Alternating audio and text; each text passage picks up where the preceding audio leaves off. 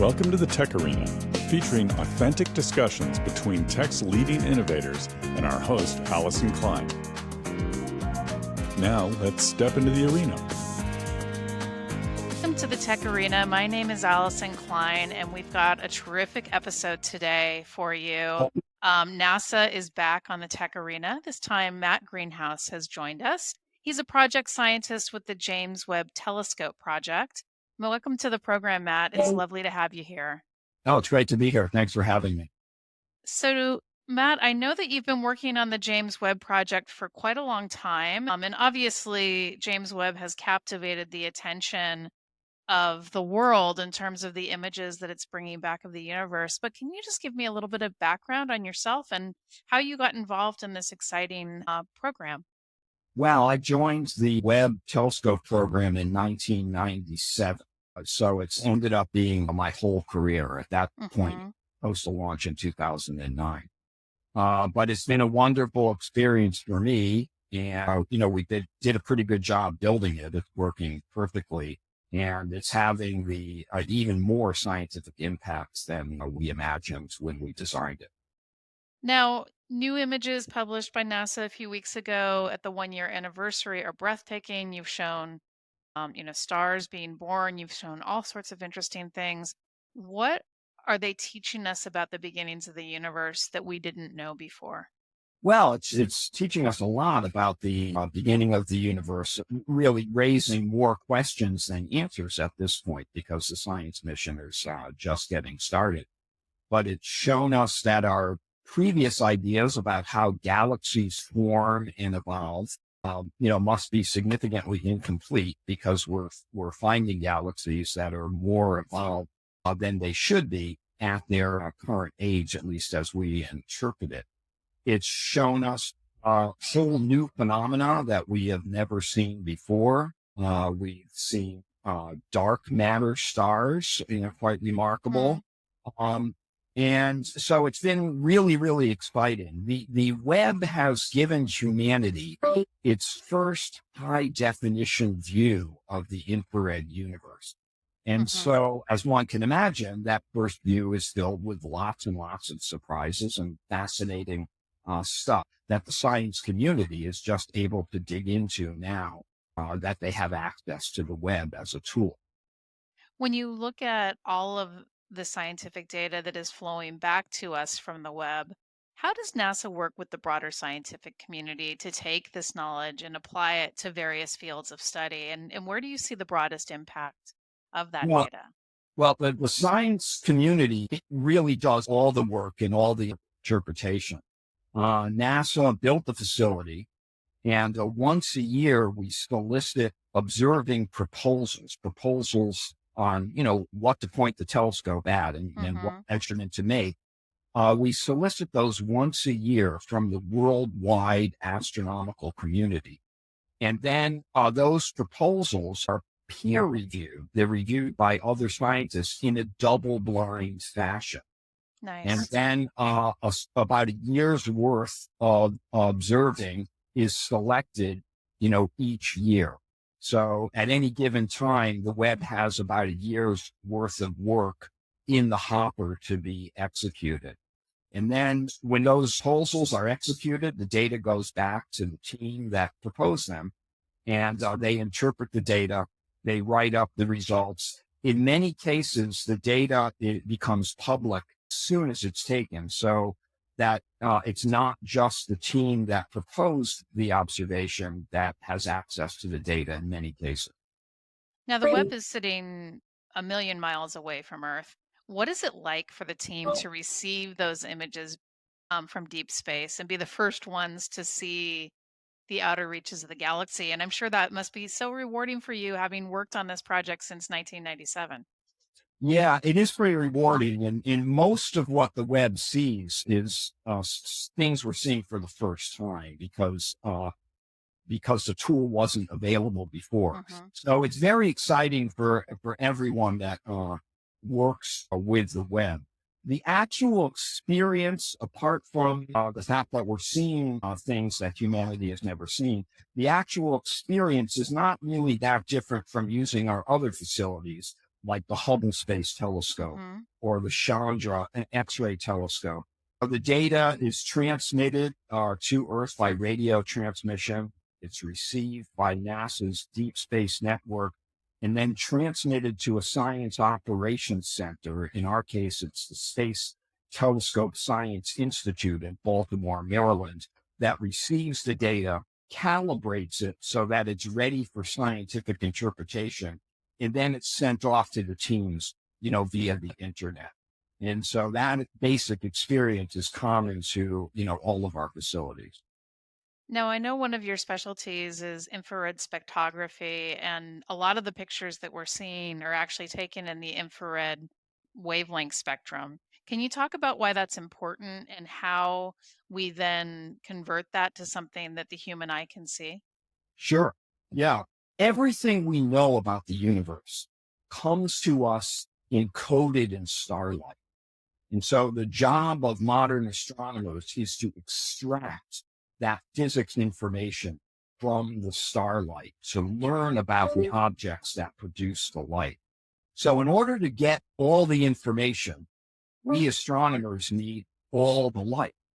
Hmm. However, not all the light penetrates the Earth's atmosphere to reach the surface.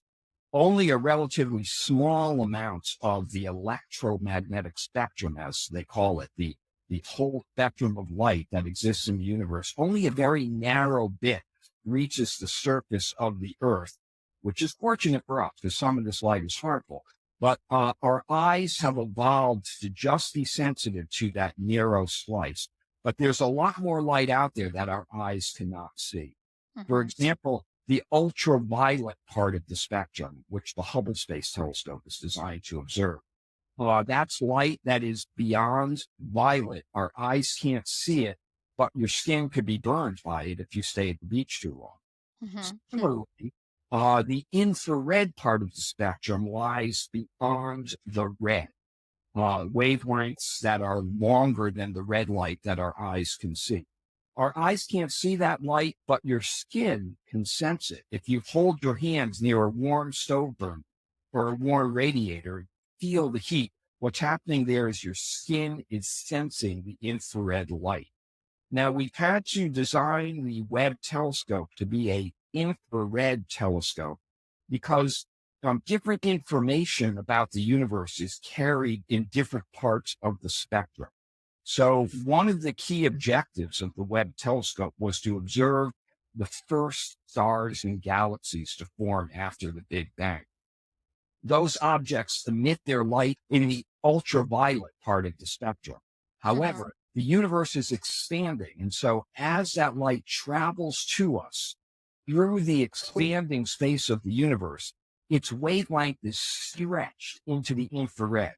So to see that light today, one has to build an infrared telescope.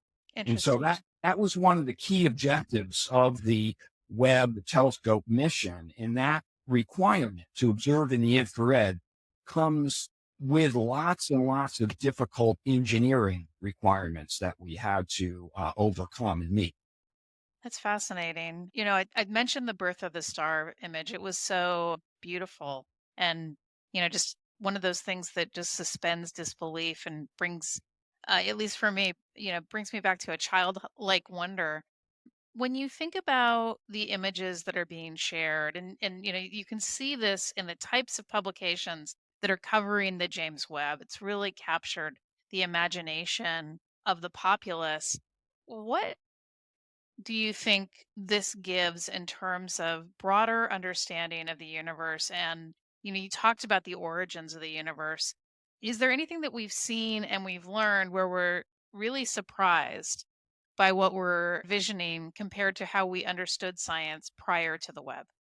Well, we're just getting started on the science mission. So, scientists, when we get surprised, it means that we have to dig into a problem for a while with lots of different scientists involved. Right now, the web is showing us a lot of new phenomena that we haven't seen before. But I think one of the exciting things to watch will be the exoplanet work that the web does. It should be very, very exciting as we're on exoplanets to look for chemical species in their atmospheres that are indicative of life.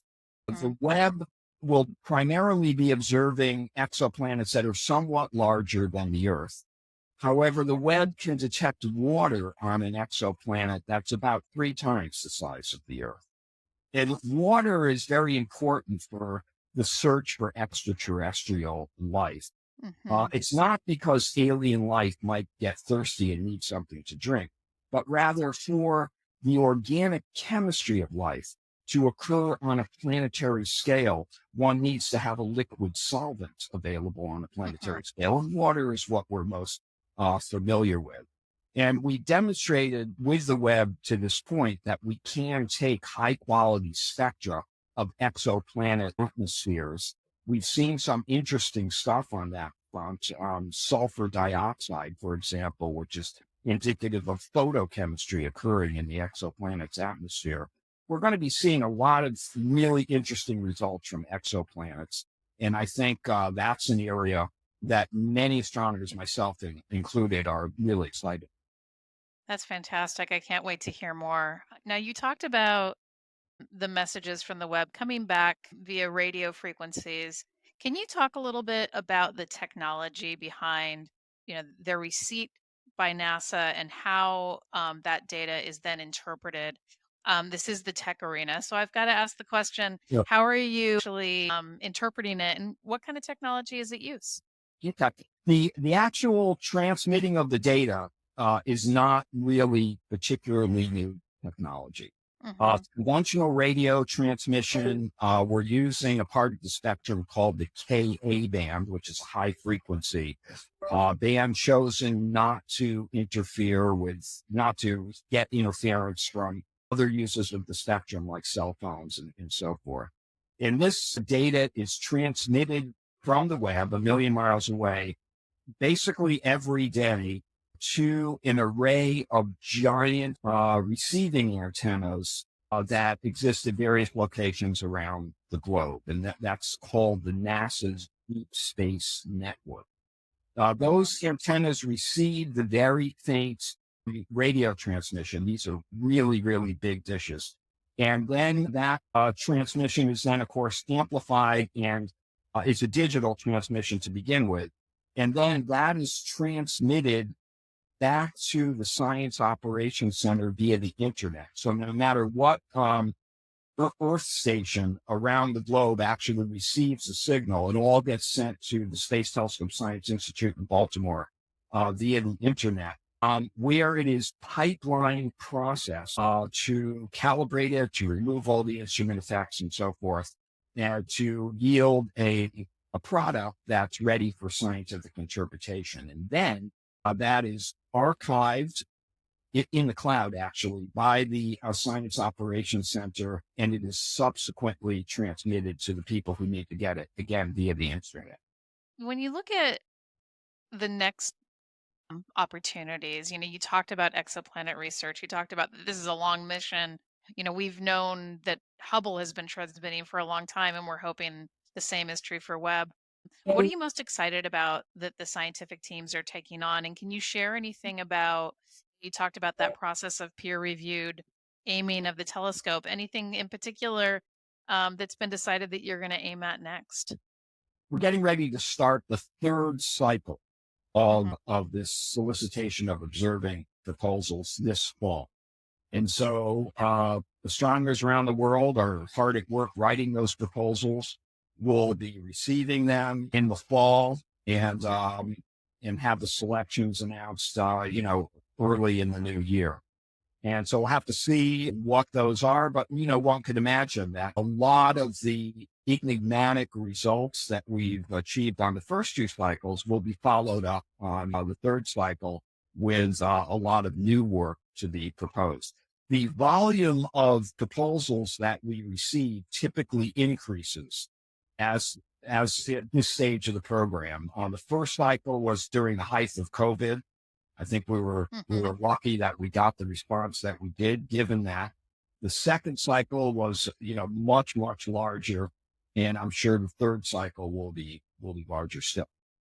I can't wait to hear about what you guys find. I know that my listenership is very keen on this particular topic, and they probably want to access more information and stay abreast of what NASA is delivering. Matt, where would you send them for more information and to stay on top of what the Webb team is delivering?